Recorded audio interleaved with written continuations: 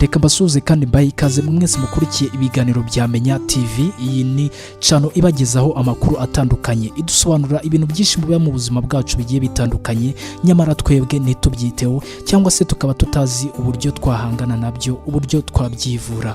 Ikiganiro cy'uyu munsi nabateguriye kigiye kugaruka ku nzozi abantu benshi barota, kurota ugwa. Ese mu buzima bwawe waba warigeze urota ugwa, uhanuka mu kintu runaka, urahanutse wenda uguye mu cyobo, wari uri mu giti hejuru urahanutse uguye hasi. Ukuvuga ngo ubundi ahangaha ibyo tuvuga ni igihe umuntu arose ahanutse, igihe wumva ubuze umwuka, ukumva uri kurwana no guhumeka kubera ko uri guhanuka ahantu runaka. Akenshi ni inzozi zibaho mu ijoro. Abantu benshi bibaza ikintu cy'abagitera izi nzozi, ariko ugasanga ntabwo bari kubimenya. Akenshi iyo warose inzozi zimeze gutya, ushidukira hejuru, ubyuka ushidukiye hejuru, kuko iyo ugomeza ukaryama ahari byashobokaga ko wanabura n'ubuzima, wari wabuze umwuka, wumvaga umwuka urenda guhera. Ni ngombwa cyane rero kumenya uburyo ki umuntu ashobora guhangana n'iki kibazo, ukamenya mbese ibi bintu n'iki biba bisobanuye mu buzima bwawe. Iyo uri kurota izi nzozi akenshi usanga wagize ikibazo gikomeye cyane, ugasanga amaguru yawe atangiye kwiboha, nabyita kwisobekeranya, ugasanga uri kuyarashya, uri kumva waheze umwuka, muri make uri kumva habura agahe gatoya ngo upfe. Ariko icyiza cyabyo ni uko birangira ushidukiye hejuru, ntabwo wapfa gupfa. Ku mugani w'aba bandi ntabwo wapfa gupfa, birangira ushidukiye hejuru ukamenya ko ari inzozi wari urimo. Ushidukira hejuru mu buryo budasanzwe buteye ubwoba. Rero hari bimwe abahanga batubwira ko ushobora kumenya ko bishobora kuba bisobanuye igihe urose uhanuka. Menya icyo byaba bishatse gusobanura.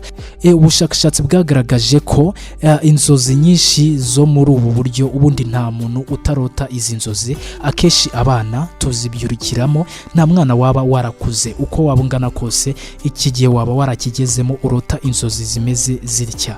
Ariko nanone ntabwo ibyo twabishingiraho, kuko hari n'abantu bakuru barota bahanuka, barota bagwa, barota bahubutse mu giti cyangwa se ahantu runaka. Ushobora kumenya rero bimwe mu bisobanuro izo nzozi zawe zaba zisobanura. Ni ukuvuga ngo bishobora kuba bisobanuye ko ako kanya ntabwo utekanye, ntabwo uri hamwe, hari ibintu biri kuguhiga mu buzima bwawe. Unakanuye, hari ibyo utekereza ukibuka ko hari ibibazo runaka ufite. Wenda hari umuntu uri kuguhiga, hari abo urimo amadeni barimo barakwishyuza, hari ibibazo bikomeye cyane uri guhura nabyo mu buzima, byatuma uryama ukarota inzozi zimeze gutyo. Ni inzozi zerekana ko udatekanye. Niba udatekanye rwose, wizere ko izi nzozi uzahura nazo cyane. Ikindi kintu batubwira ni ukuvuga ko ushobora ko nanone waryamye mu buryo bubi, waryamye mu gihe kitari nyacyo, wenda uri kwihata kuryama nta bitotsi ufite, wabihatirijwe, ntabwo waryamye ku bushake bwawe. Icyo nacyo gishobora kuba igisobanuro kiri gutuma urota uri guhanuka mu giti. Ikindi kintu kurota uhabuka bishobora kuba bisobanuye ko ufite umuhangayiko mw'iyo minsi. Urahangayitse, hari ibintu byinshi biguhangayikishije, haba mu muryango urimo, haba muri famiye yawe. Hari ibibazo ubona muri guhura nabyo bituma umutima wawe utari hamwe, bituma umutima wawe utari mu gitereko. Wenda mufite umuntu urwaye cyane muri famiye, wenda mufite umuntu muri famiye ufunze, wakatiwe igihe kirekire runaka. Ibyo byose ni muri zimwe mu mpamvu zishobora kugutera umuhangayiko, wajya no kuryama ukaba wagira inzozi mbi gutya, inzozi zo kurota uhabuka. Ikindi kintu ni igihe ufite ubwoba, umaranye iminsi, igihe hari ibintu biguteye ubwoba. Hari umuntu wakubwiye wenda ati njyewe nzakwica, hari umuntu wakubwiye ati njyewe ntabwo ngukunze mw'iyi minsi, hari umuntu waguhanuriye, babahanuzi bateye bahanura n'ibitari byo, ati umenye ko mw'iyi minsi ufite ibibazo bimeze na gutya, hari ikintu kiri kuguhiga. Yego, ibintu nk'ibyo bishobora kugukoraho mu buzima, ugasanga bigukozeho cyane, wajya kuryama ukabura amahoro kugera naho urota inzozi mbi zimeze gutya zo kurota uhanuka. Ikindi ni igihe mw'iyo minsi udafite controle, uri out of control. Iyo ibintu byose ubona byakurenze, ubona utari kubasha kumanaginga ubuzima bwawe ngo wifatire imyanzuro ku bintu bigiye bitandukanye. Buri wese araza akakujyana hariya, buri wese araza akakujyana mu bye. Wari uri ahangaha, ndaje nkujyanye mu byanjye. ibyo nabyo bishobora kuba biri mu mpamvu zishobora gutuma uhura n'iki kibazo cyo kurota ugwa, kurota uhabuka. Ese waba ufite iki kibazo? Waba ujya ukigira? Hari n'ibindi bibazo bitandukanye bagenda batubwira bishobora kuba bigutera kuba uryama ukarota ugwa cyangwa se uhabuka cyangwa se ugwa mu cyobo. Harimo nko kuba ufite ikibazo cyo kudasinzira neza, ntabwo ukiryama bikwiye, uraryama ukabura ibitotsi, uraryama wagera ku buriri ukumva ntabwo uri gusinzira, ukumva udutekerezo twagutwaye.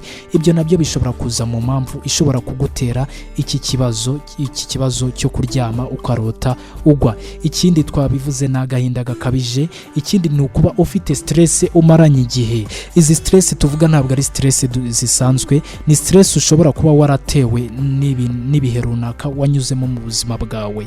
Wenda ufite experience y'ubuzima wumva ibikubabaza, bikutsika umutima ku buryo kubivamo byakugoye cyane.